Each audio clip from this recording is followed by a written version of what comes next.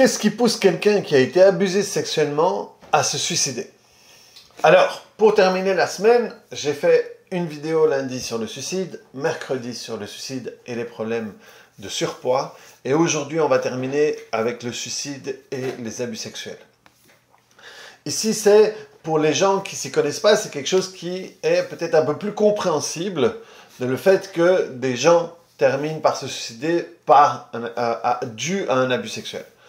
Et je vais expliquer les différentes possibilités, les différents courants qui peuvent emmener quelqu'un qui a subi l'abus sexuel au suicide. Donc, il y a le fait d'avoir été abusé sexuellement et la douleur forcément que ça apporte à l'intérieur. Et je t'invite, pour comprendre ce qui t'emmène au suicide, à revoir la vidéo que j'ai fait lundi. Si tu ne l'as pas vue, je te la mets ici. Je te rappelle que le suicide, c'est un besoin d'en finir avec une douleur interne énorme. Et tout cela va être accompagné par une sensation d'impuissance. On ne parvient pas à trouver une solution, on n'a pas d'issue, et donc à un moment, pour que ça s'arrête, on choisit le suicide.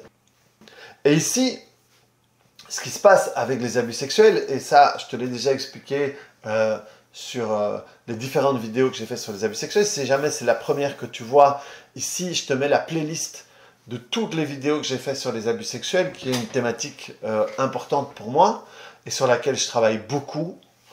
Eh bien, c'est qu'à partir du moment où l'abus est terminé,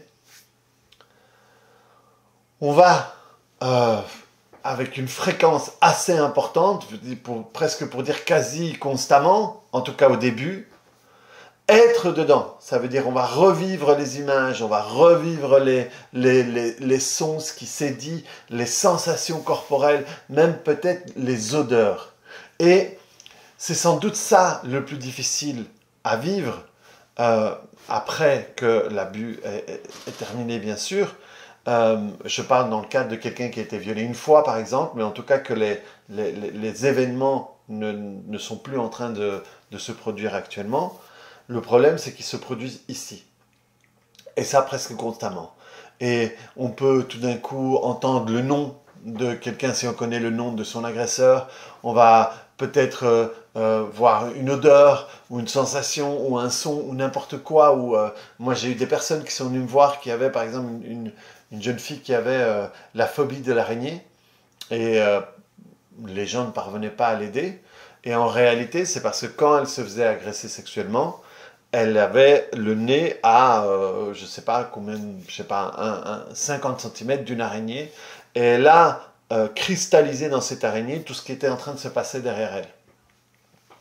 Et donc, pour elle, dès qu'elle voyait une araignée, dès qu'elle voyait une toile d'araignée, ça la plongeait dans son abus sexuel. Et comme elle en a développé une phobie, les gens qui ont des phobies cherchent constamment ce qui peut leur faire peur.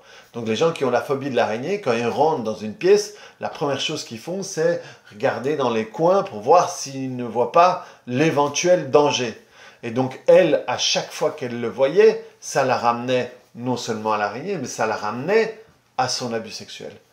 Donc ces gens-là vivent constamment. Et ça, c'est pour ça que j'appelle ça, c'est une cellule dans laquelle ils sont enfermés dès que l'abus arrive et qui ne s'ouvrent pas, par exemple, quand ils sont reconnus en tant que victimes.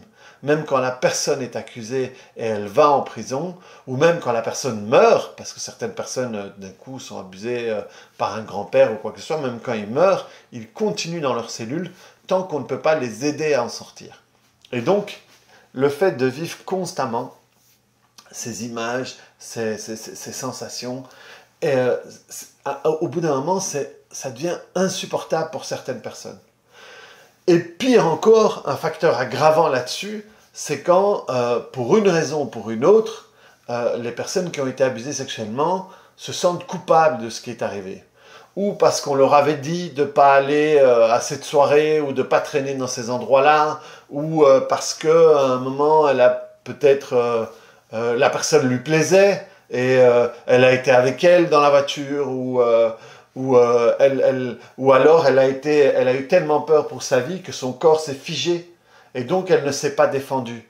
Et donc, entre guillemets, elle n'a pas dit non.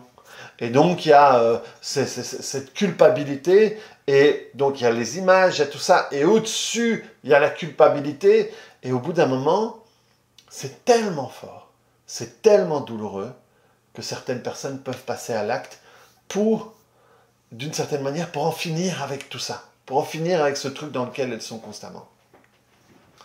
Il va y avoir les personnes qui peuvent passer à l'acte parce que elles ne sont pas crues.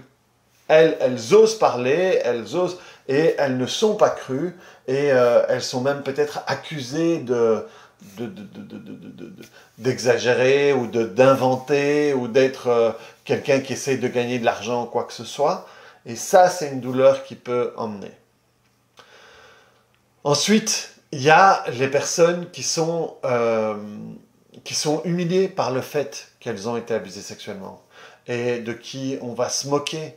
Il y a beaucoup, malheureusement, d'étudiants qui vivent ça, où on leur fait de l'harcèlement après parce qu'elles ont été abusées sexuellement, et même certains qui se croient très malins en étant, comment est-ce que je pourrais dire, en disant, voilà, c'est une victime potentielle, on peut peut-être en profiter, quoi. Et donc viennent en rajouter encore et encore. Il y a l'humiliation de ce qu'on a fait. Il y a des gens qui ont vécu des agressions sexuelles et elles n'ont pas osé parler, et la personne qui a fait ça, comme elle voit qu'elle n'a pas osé parler, va venir en plus la narguer.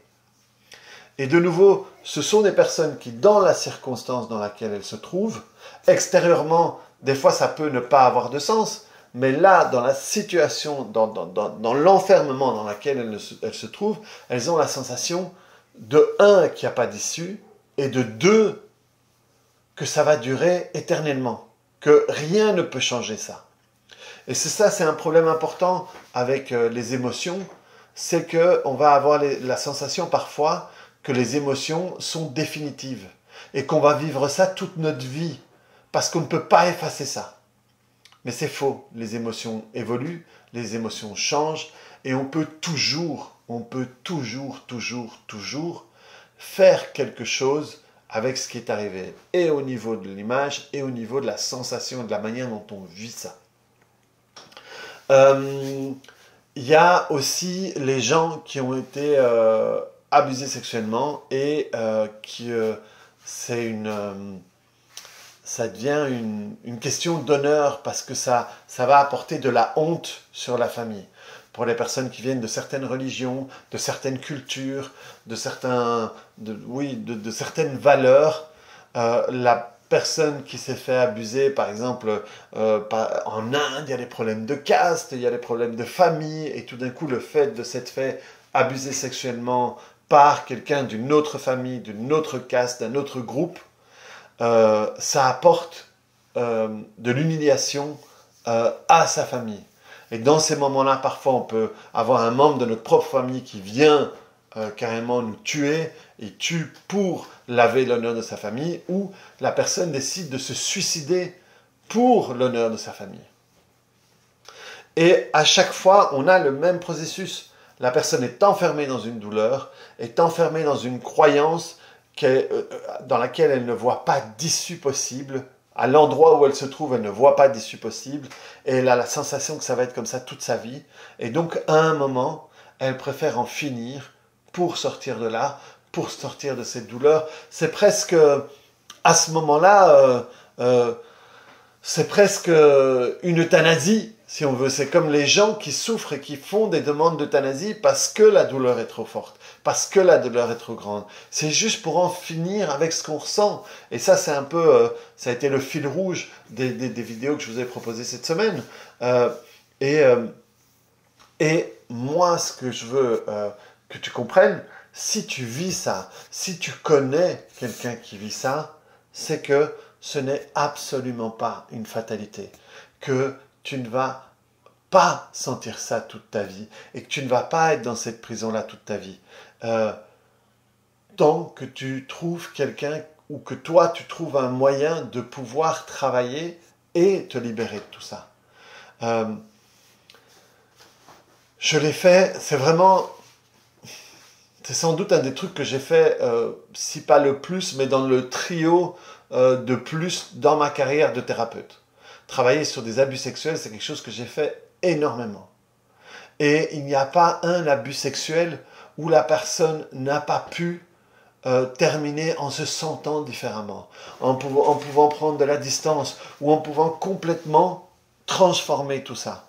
Il y a même une dame que j'appelle mon record du monde parce qu'on a fait, c'est tellement longtemps que j'oublie, c'est entre 12 et 14 traumatismes en une séance, et il y avait 5 abus sexuels. Et jamais elle ne pensait qu'elle aurait pu voir ça différemment, mais pourtant maintenant, quand tu lui demandes de revenir là-dessus, elle dit écoute, je sais que ça m'est arrivé, mais pour moi, c'est pas arrivé. Et sa vie n'est plus du tout dirigée par ça comme elle pouvait l'être avant. Et je t'invite à voir cette vidéo où il y a le témoignage de Sabine, et à nouveau merci à Sabine pour ce témoignage, où elle explique qu'elle aussi, elle était enfermée là-dedans. Et tout ce qu'elle a fait comme thérapie, tout ce qu'elle a vécu comme douleur, jusqu'au moment où elle a pu travailler ça avec moi, à ce moment-là, c'était 35 ans après, et elle continuait à souffrir de ça. Tu peux rapidement sortir de là, quel que soit, si ça t'est arrivé il y a 3 semaines, je donne aussi l'exemple de la fille d'une cliente.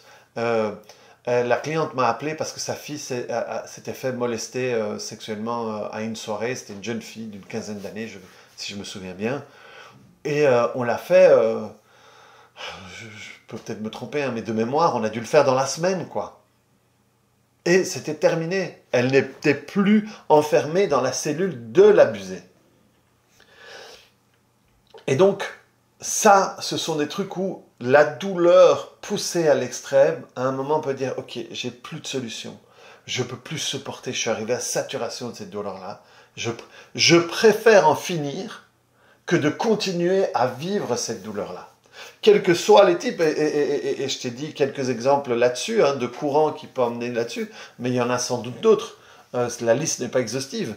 Mais juste comprendre qu'est-ce qui t'amène là, et comprendre pourquoi c'est important d'aider ces personnes-là. C'est important déjà simplement de les entendre, de les écouter, parce que le fait qu'elles puissent en parler, ça va vider le vase. Je t'avais parlé de la goutte qui fait déborder le vase, où tu as le vase, et déjà quand il est plein, c'est la goutte qui fait déborder le vase, et ben il y a ça qui t'emmène au suicide, quoi.